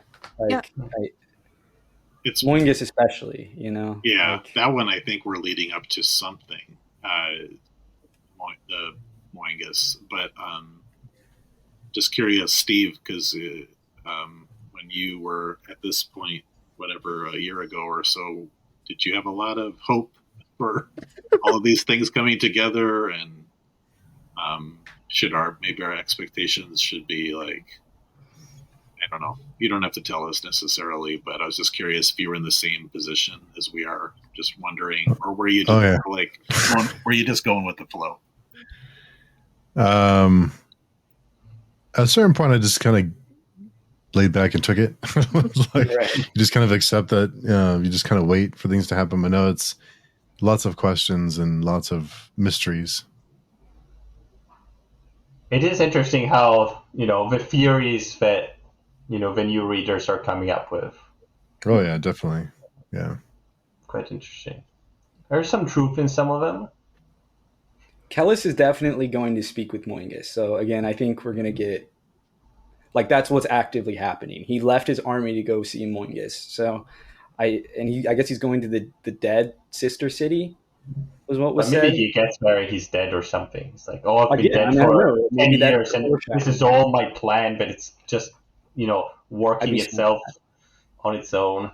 Be so mad. I was like, at the very least, either Kellhus or Nair needs to encounter Moingus. I would love for both of them to, but one of them has to. Otherwise, I will be upset. Yeah, good point. I would like Nair to meet him first. Okay. I would like that very, very much. And do what? That's not a theory, just wishful thinking. I don't know, like confront his demons. I guess I care about... I actually don't care. Every time I feel sympathy for Nair, I have to remind myself what a jerk he is on a constant basis. Sure. Yeah. He's a really well written character. Like, I really have to give credit to Bakker because you do feel for him. Like it's insane. Like that he makes us feel for like truly detestable characters like Nair. I mean, Nair maybe is like the epitome of that because like a lot of the other characters you feel for are like, maybe their point of view is very skewed and they do some bad things, but like they don't, like Akamian or Esmenet don't feel like fundamentally like they're not like war criminals, like Nair is, like it's a different level. Yeah. And he's unapologetic in what he does. He's like, yeah, I do this and it's right and I want to do it. I'm going to continue doing it. Right. Yeah. Right. Yeah. He's self-actualized. He's self-actualized, exactly. In a bad way. Yeah, no one ever said it had to be a good, good thing. The Dunying too, right? That's the whole. True. I almost said gnosis, but the shortest path, whatever the thing is. Is it the gnosis? Am I blank? I'm mixing up the terms. Yeah. Logos. Thank you. Just having a brain fart there. Cool. So, Steve, you want to start us off with quotes? Sure. They're coming to get you, Dan. Let's see. Whoops. Let's see. Page 241. A ruin that the world cannot stomach, and that the ages could not digest. 244. Soon I will darken your door. What is the context of that?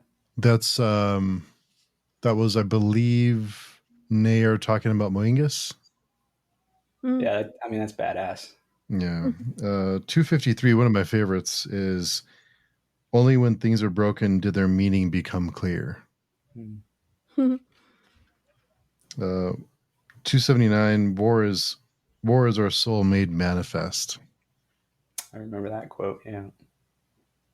And that was all of them. Damn. I have one on page 268. Oh yeah, I think we didn't really talk about this too much, but the sense of almost loss that men of the Holy War feel when they arrive at Shime. I thought this line captured it really well. What could be worth what they had suffered? What could repay what they had exacted? This place, this chalk white city. I think this was This was the rest of the people. Proyas also has a really interesting thought. He found himself wondering if this was always the way when dreams confronted the actuality that conceived them. So there's two ways of, well, at least two ways that they are thinking about the fact that they've arrived at Shime. For Proyas, it's that the real thing is maybe not suiting your expectations, or almost this feeling of what do I do now that I've come here, right? Like this was the thing that gave you purpose for these long months no longer exists, or you've got it, and like what do you do? What purpose do you get now? And then the other one was that sense of speculation or judgment about like trying to measure it up and see if it's worth all that you've suffered to get here. I really liked those lines. I'm going to take a couple. This is my final chance for this trilogy, so I'm gonna take a couple shots here for theories. So I'm going back to one of my faves, the Heron Spear, Mhm. and I'm going with my boy Proyas, who I continue to not understand why I love him so much. I hate his life, but I don't know why. I have a special affection for him, like James does. I think he's going to find the Heron Spear. That just feels like something that would be very cathartic, given that he has been our zealot. So that's totally blind shot there. And the other one is that quote about what could be like worth all of this is like setting up for history. They are gonna, when they get in Shime, they are gonna commit a like serious atrocity and are just gonna start murdering people left and right, just unleashing all of their anger. Yep.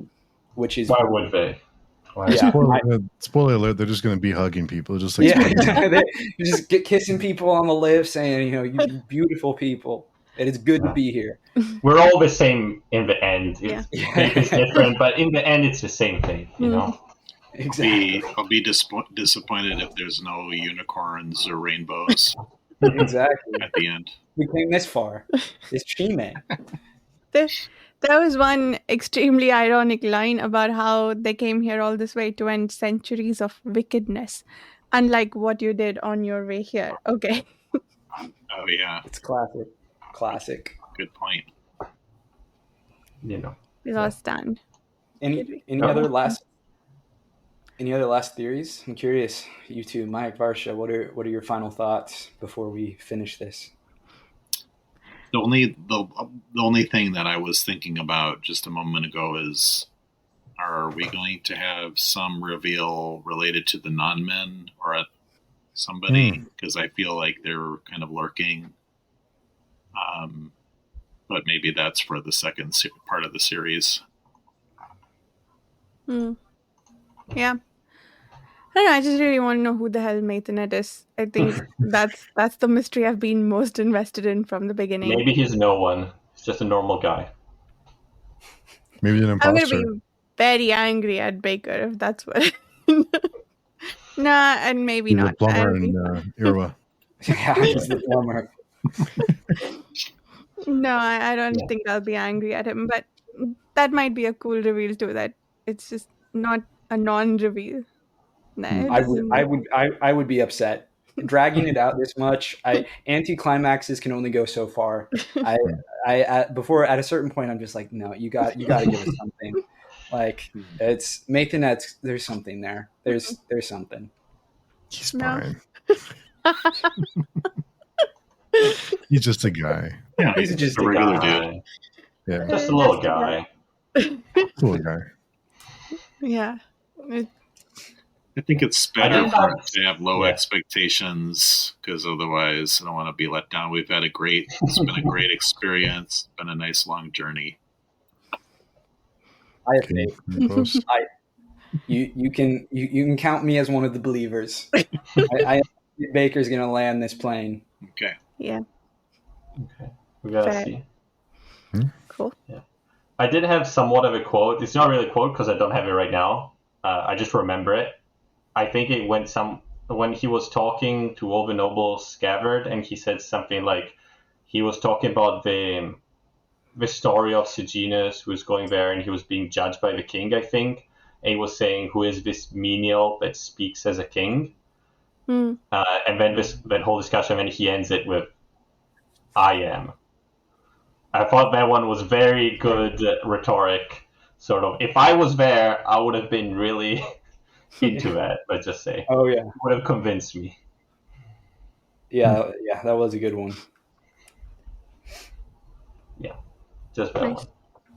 And I don't remember it. I have to go. Was it during the speech he In the gives? beginning, Yeah, it's Kellhus just owning people.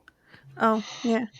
And there was a line there about how he called out a few and made them feel known. So he made everyone feel like he knew them. I think that was the next one, the next big assembly of Oh, I see. people. I think, if I remember Okay, correctly. okay. Cool. I'll go look that up after we finish. Yeah, any other closing thoughts before we say goodbye?